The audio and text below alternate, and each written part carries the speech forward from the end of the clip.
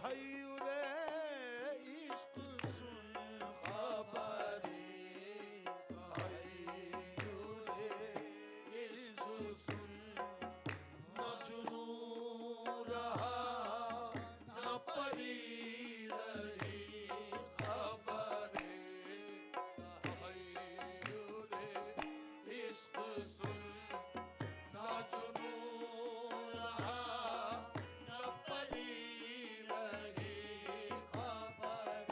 रे म बनी दा रे नी दा ब म बनी दा ब म ग ग रे सा, खबरे तहय्युरे इश्क सुन, खबरे तहय्युरे इश्क सुन,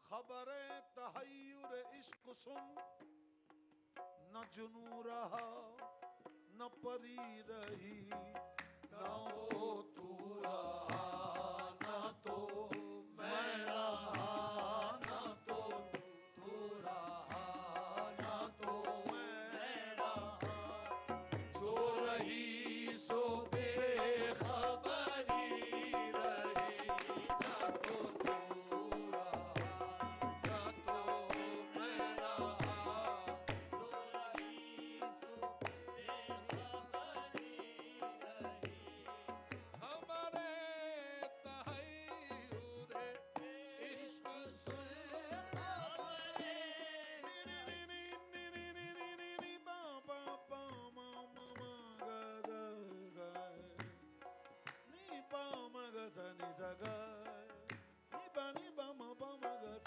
नि ध ग ध ग नि ध, सा सा ग म प ग म रे ग रे, सा ग म प ग म रे ग रे, ग म प ग म रे ग रे, नी ध प म प ग म रे ग रे, खबरे तहय्युरे इश्क सुन, न जुनू रहा न परी रही, न तो तू रहा न तो मैं रहा, रे न तो तू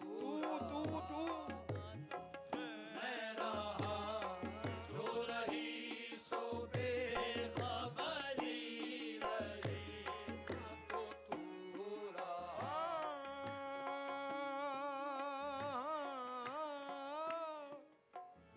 चली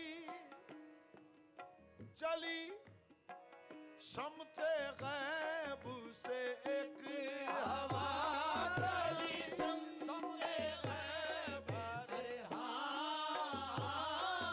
चली शम्ते गैब से एक हवा, के चमन सुरूर का जल गया, चली शम्ते गैब से एक हवा, के चमन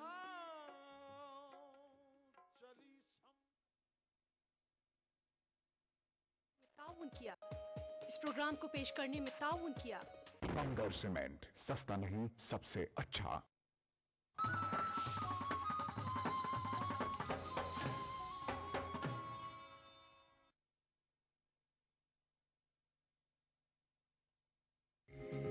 ईटीवी उर्दू पर अगला प्रोग्राम।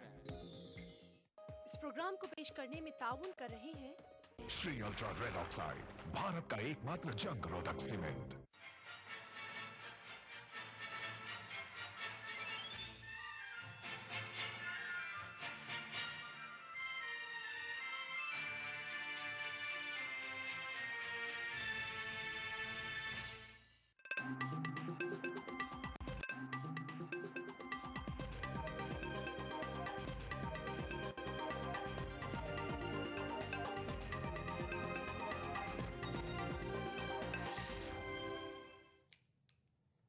नाज़रीन आदाब, खबरों के साथ मैं हूं हिना। सबसे पहले इस वक्त की हेडलाइंस।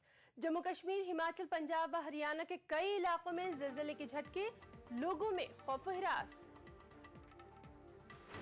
तेलंगाना की तश्कील के खिलाफ सीमा आंध्रा लीडरों का एहतजाज, अरकान असेंबली के बाद अरकान पार्लियामेंट भी होंगे मुस्ताफी। सियासी जमातें आरटीआई के दायरे से बाहर, मरकजी काबीना ने आरटीआई एक्ट में तरमीम को दी मंजूरी। आज है रमजानुल मुबारक का आखिरी जुमा, मुल्क भर में है नमाज की तैयारियां। और अमेरिका के खुफिया राज अफशाकार स्नोडन को रूस ने दी आर्जी पनाह, अमेरिका ने जताई शदीद नाराजगी।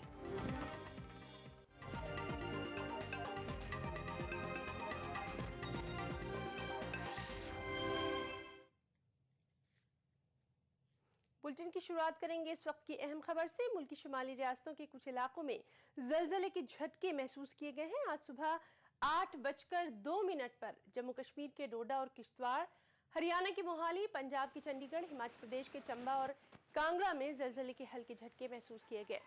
महकमा जलजलियात के मुताबिक रेक्टर स्केल पर जलजले की शिद्दत 5.4 रिकॉर्ड की गई है। जलजले के गैर मुतवक्के झटकों से अवाम में खौफ व दहशत का माहौल देखा गया। खौफ की वजह से अवाम घरों से बाहर निकलते हुए भी देखे गए।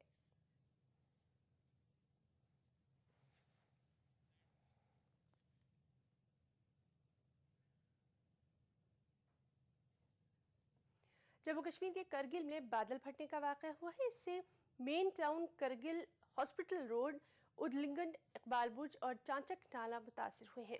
मुतासिर इलाकों में बारिश जारी है। करगिल, पशकून, हंडरमा, तेची मर्ग में भी मिट्टी के तोदे खिसकने के वाक़यात हुए हैं। मुतादिद अफराद को बचा लिया गया है। एक शख्स जख्मी हुआ है जिसे अस्पताल में दाखिल करा दिया गया। जानी नुकसान की कोई इत्तला नहीं है। अलहदा तेलंगाना के खिलाफ आंध्र प्रदेश कांग्रेस में बुरी तरह फूट पड़ गई है। 3 रियासती वुज़रा, 10 अरकान असेंबली और 4 MLCs मुस्ताफ़ी हो गए हैं। उधर दिल्ली में भी आज सुबह 11 बजे आंध्र से ताल्लुक़ रखने वाले कुछ अरकान पार्लिमान मुस्ताफ़ी हो सकते हैं।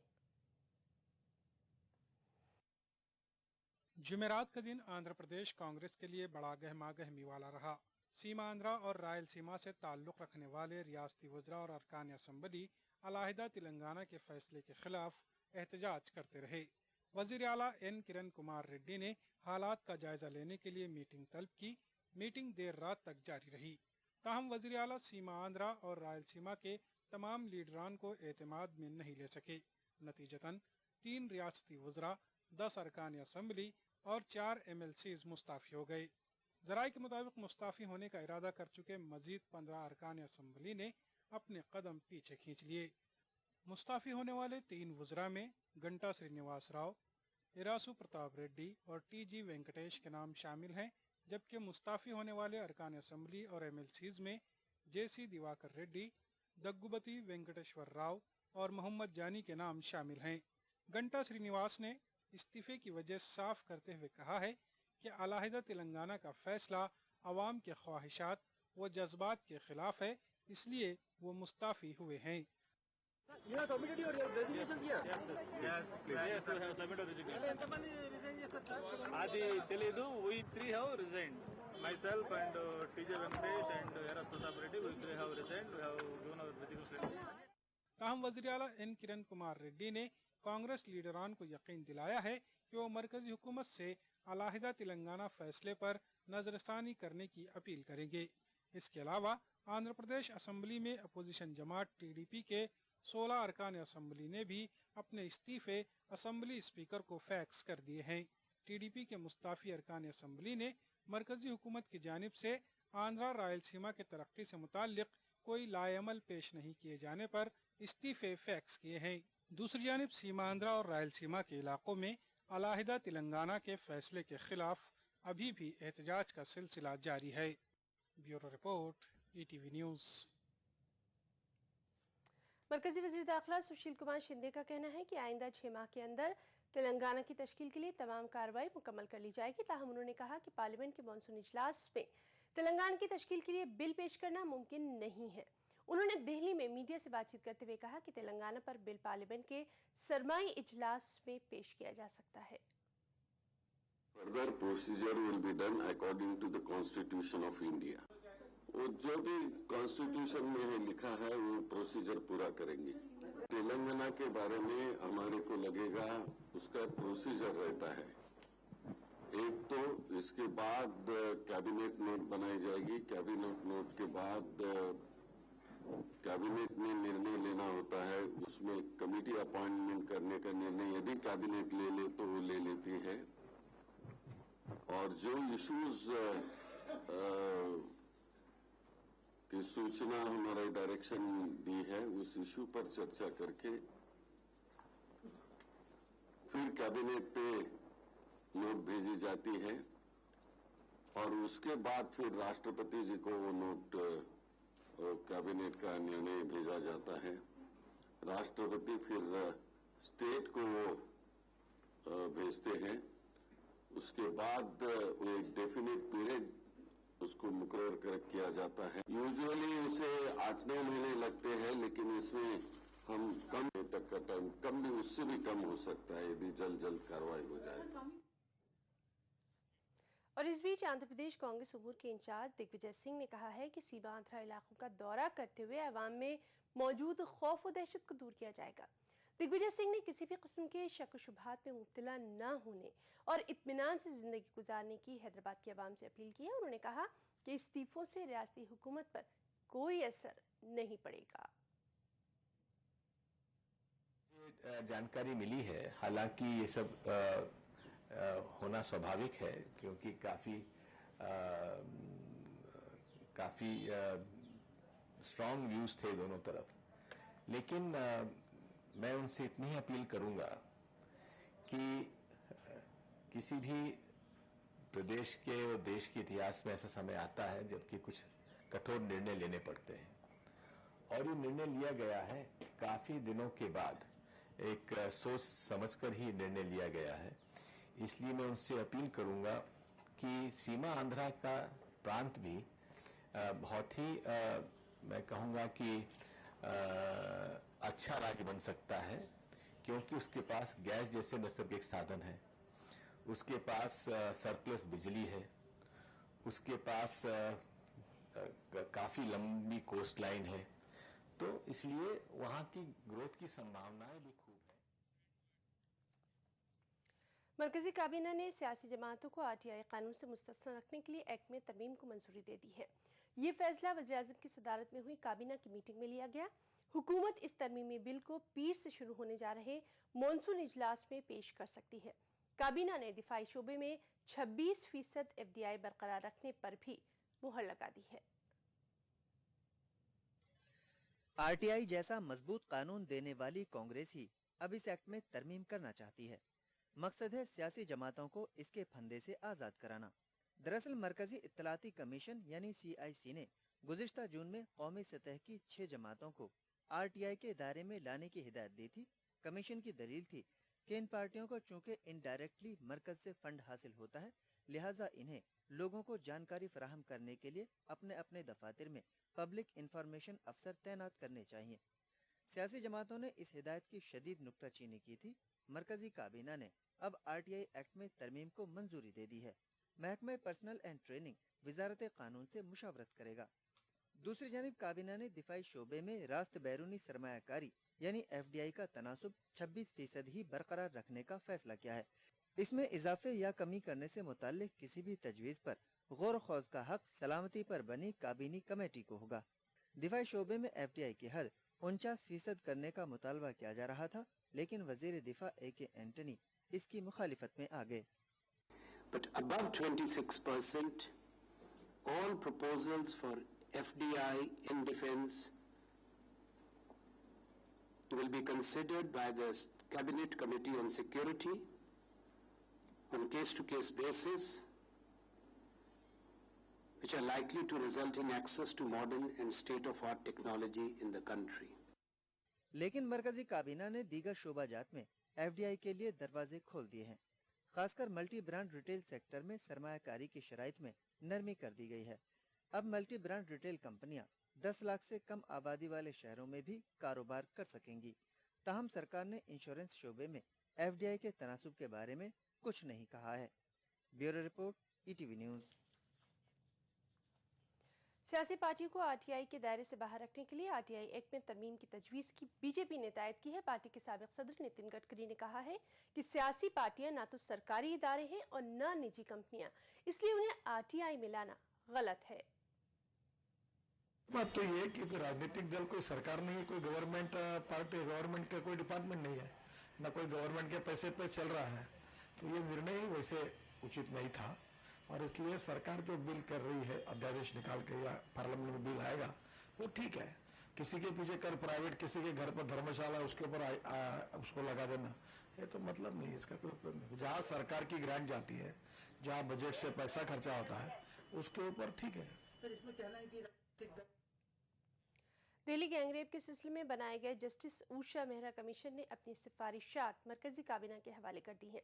अपनी रिपोर्ट में जस्टिस मेहरा कमीशन ने कहा है कि मुतालिका बस का परमिट मार्च में ही खत्म हो गया था, इसके बावजूद उसे जब्त नहीं किया गया। रिपोर्ट में इसे ट्रांसपोर्ट, पुलिस और दीगर फोर्सेस के दरमियान खतरनाक खला से ताबीर किया गया है। सिफारिशात पर कोई भी कार्रवाई करने से पहले काबीना को उन्हें हतमी मंजूरी देनी होगी। सरकार इन सिफारिशात को मॉनसून सेशन के दौरान पार्लियामेंट में पेश कर सकती है। खबरें अभी और भी हैं, वक्त ब्रेक का। जहां सुरक्षा का हो काम, वहां सिर्फ एक ही नाम, कोयोलॉक्स। सुरक्षा आपकी, विश्वास हमारा, कोयोलॉक्स। क्यों लंदन वाले मामू जान, आपको हमारा जयपुर शहर कैसा लगा? 4 सालों में तो जयपुर की रंगत ही बदल गई। लंदन में तो मैं सोचा करता था कि तुम जयपुर की खामखा तारीफ करती हो, वही अब तो तुम्हारा जयपुर मेट्रो सिटी बनता जा रहा है। चौड़ी सड़कें, फ्लाईओवर्स, अंडरपास और लो फ्लोर बसें, world class signages, foot overbridge, railway overbridge और चौराहों पर अंडरपास, और भाई खूबसूरत घाट की घूनी सुरंग के बारे में तो मैंने ख्वाब में भी नहीं सोचा था। और हाँ, रामनिवास बाग की जमींदोज पार्किंग, ये तो शायद मुल्क की चुनिंदा पार्किंग में से एक होगी। सब कुछ उम्दा, काबिले तारीफ, अजमत की शान शौकत भी निखरी है। खोले के हनुमान जी का मंदिर, पुरानी तारीख के दरवाजे, चौराहे और भी खूबसूरत हो गए हैं। Garden theatre, Smritivan, central park, music fountain को देखकर तो भाई मजा आ गया। अरे मामा जी, अगली दफा जब आप जयपुर आएंगे तो आपको metro rail, ring road, Jaipur international centre जैसी और भी बेहतरीन चीजें देखने को मिलेंगी। जयपुर हमारी शान है, इसके शान शौकत की हिफाजत करें। कभी छोटी सी शरारत बन जाए आफत, और जिंदगी इज गुड, टीटी इनोवेयर, टीटी इज गुड।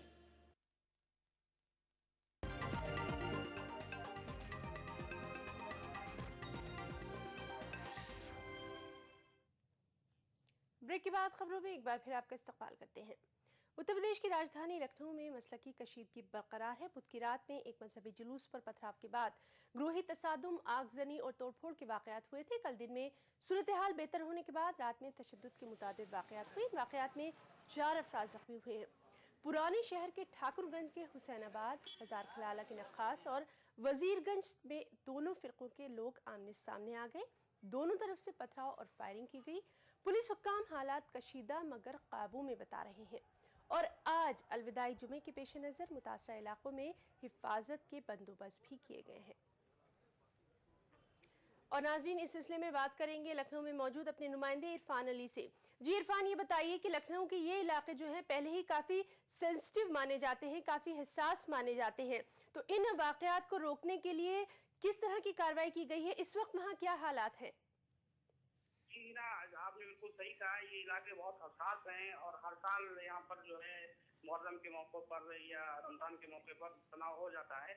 और इस साल भी ऐसा ही हुआ। 21 तारीख में जो शुरू हुआ वो उस पर काबू पा लिया गया, लेकिन कल रात में फिर शुरू हो गया, कई इलाकों में गड़बड़ी हुई और इस सारे मामले में पुलिस ने कार्रवाई शुरू कर दी है। तकरीबन 23 मुकदमे दर्ज किए गए हैं और 18 लोगों को हिरासत में लिया गया है।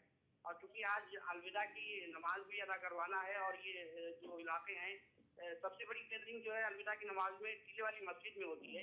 तो टीले वाली मस्जिद जो है हुसैनाबाद से बिल्कुल लगी हुई है, मुत्तसिल है। तो जाहिर बात है इंतजामिया के सामने बहुत बड़ा चैलेंज है अलविदा की नमाज अदा करवाना।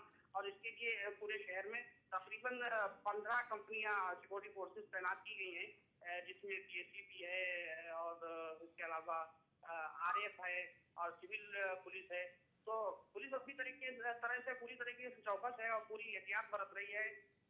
CCTV DM से मेरी बात हुई थी, उन्होंने जो है अलविदा की नमाज के लिए CCTV कैमरे भी लगाने की बात कही थी, लेकिन जो शरपसंद अनासिर हैं ना, वो बाहर नहीं आ रहे हैं और जहाँ पर भी उनको मौका मिलता है वो पथराव और इस तरह की हरकतें शुरू कर देते हैं।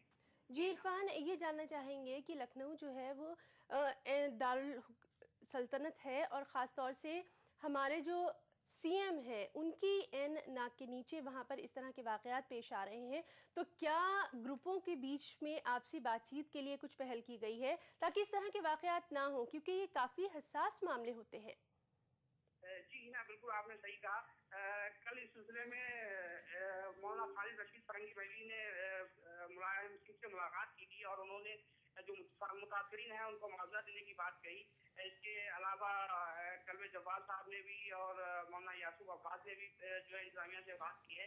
तो ये लोग बात कर रहे हैं प्रशासन से, लेकिन अभी तक दोनों फरीकों को टेबल पर बैठा कर और कोई पुरअमन हल निकालने की कोशिश अभी नहीं हुई है। अंदर खाने कुछ बात चल रही है, चूंकि एक मायदा हुआ था जिसके तहत एक जुलूस सुन्नियों को निकालने की इजाजत मिली थी और बाकी मुहर्रम के जुलूस शिया हज़रात को निकालने की इजाजत मिली थी। उसी मायदे पर ये जुलूस निकाले जाते हैं, लेकिन इन जुलूसों में जिस तरीके से गड़बड़ी होती है, पुलिस भी ये मानकर चल रही है कि उसे इस समझौते पर नजर खारिज करने की जरूरत है और ये आए दिन जो जुलूस निकलते हैं इन पर कहीं न कहीं दस्तक लगाना पड़ेगी। जी इरफान, इस तमाम जानकारी के लिए आपका बहुत बहुत शुक्रिया। आप वहाँ हालात पे नजर बनाए रखिए। तो नाज़रीन, ये थे हमारे नुमाइंदे इरफान जो कि बता रहे थे कि लखनऊ में हालात कशीदा ज़रूर हैं मगर काबू में हैं और आज जुमेतुल विदा के मौके पर सिक्योरिटी के खास बंदोबस्त किए गए हैं। बढ़ते हैं अगली खबर की तरफ। कुंडा के मकतूल डीएसपी ज़ियाउल हक की बेवा परवीन आज़ाद ने राजा भैया को क्लीन चिट देने वाली सीबीआई की रिपोर्ट पर सवाल उठाया है। परवीन ने सीबीआई की रिपोर्ट को अदालत में चैलेंज करने का ऐलान कर दिया है। मीडिया से बातचीत करते हुए परवीन आज़ाद ने कहा कि वो इस लड़ाई को सड़क से अदालत तक जारी रखेंगी।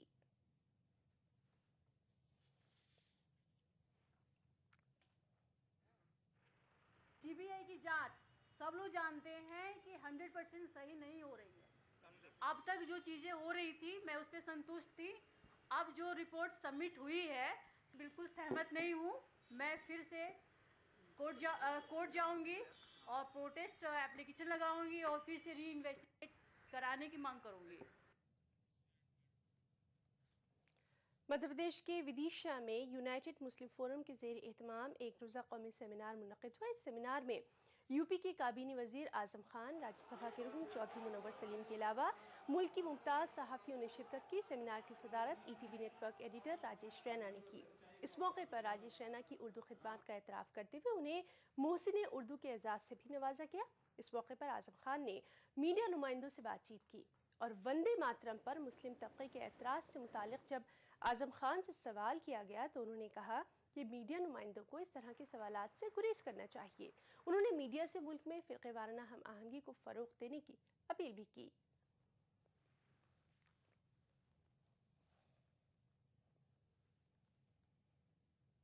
राष्ट्रगान पर किसी ने विरोध नहीं किया है, राष्ट्रगान पर विरोध नहीं किया है और डेमोक्रेसी में आप किसी चीज़ को किसी पर थोप नहीं सकते। कोई मुसलमान कश्मीर में ये नहीं कह सकता कि आप कलमा पढ़कर विधानसभा में आइए।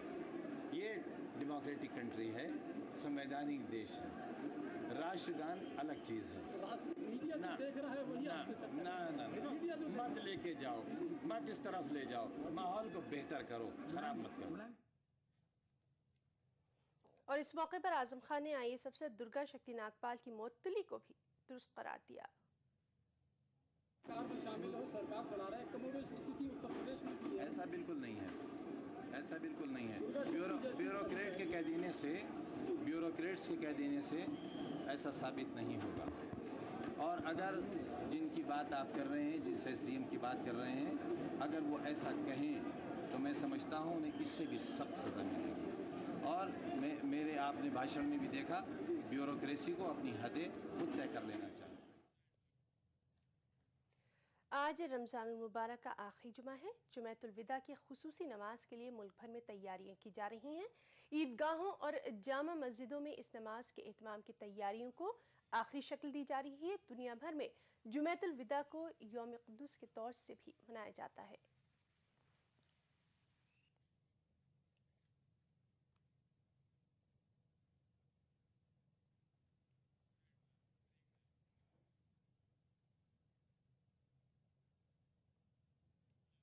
खबरें भी और भी हैं, वक्त ब्रेक का।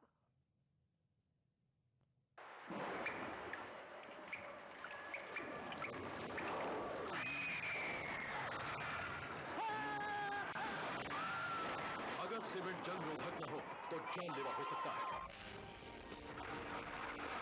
Shri ultra red oxide, Bharat का एकमात्र जंग रोधक सीमेंट। क्या आप अपने चेहरे पर कील मुहासों के दाग, धब्बों, झाइयों से परेशान हैं? तो इनसे छुटकारा पाने का एकमात्र समाधान मेलाज स्किन क्रीम, एली फार्मास्यूटिकल्स द्वारा निर्मित।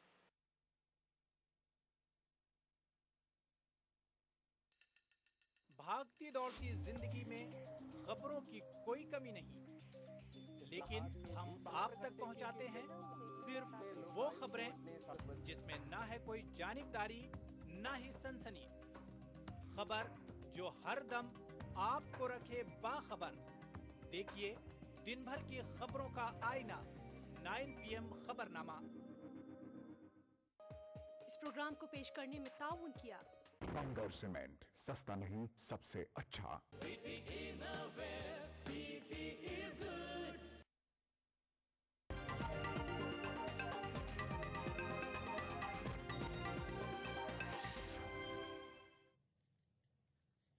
ब्रेक के बाद एक बार फिर आपका इस्तकबाल करते हैं।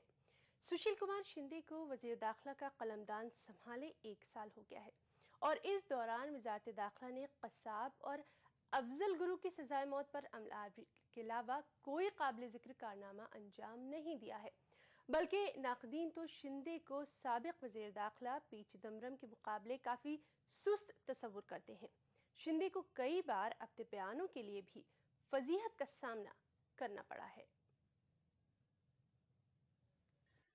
सुशील कुमार शिंदे के वजीर दाखिला बनने के बाद मुल्क में 2 बड़ी वारदातें हुई। दिल्ली में गैंगरेप का मामला और छत्तीसगढ़ में कांग्रेस लीडरों पर नक्सली हमला। इन दोनों ही मामला से निपटने के तरीक़ेकार पर शिंदे की सख्त तनकीद हुई। ये तनकीद गैंगरेप मुखालिफ मुजाहिरीन पर पुलिसिया कार्रवाई और छत्तीसगढ़ नक्सली हमले के बाद भी जायवक़ू से उनकी गैर मौजूदगी को लेकर हुई। कहा जाता है कि शिंदे की पॉलिसी काफ़ी नर्म है और वो मुल्क में नज़्म व नस्क बरकरार रखने के लिए कुछ खास नहीं कर रहे हैं। दूसरे इशरत जहां फर्जी एनकाउंटर को लेकर CBI और IB जिस तरह से आमने सामने हैं, इससे भी शिंदे के काम करने के तरीके पर सवाल उठ रहे हैं। इधर इशरत जहां केस को लेकर मतलब IB और CBI में जिस तरह से ठनी है और केंद्र सरकार ऐसा लगता है कि मूक दर्शक बनी रही।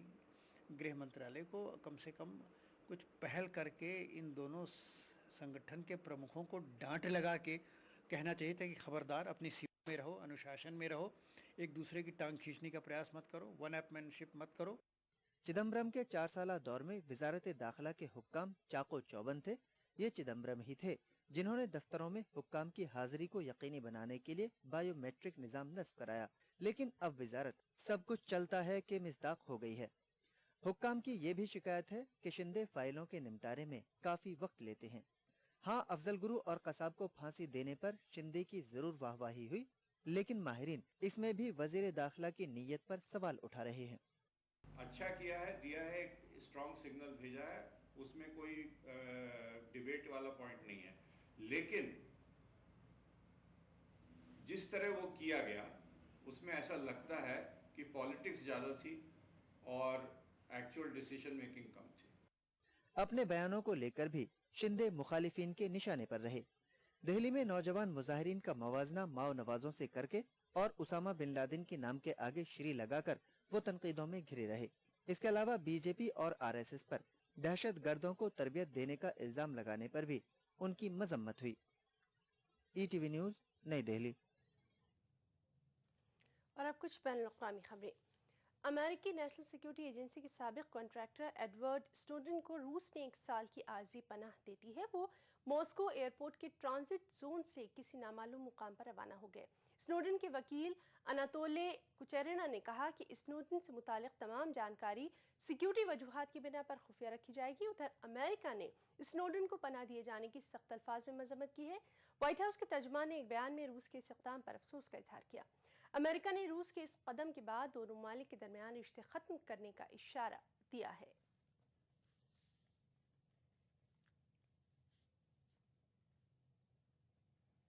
Службы вручил свидетельство о предоставлении ему временного убежища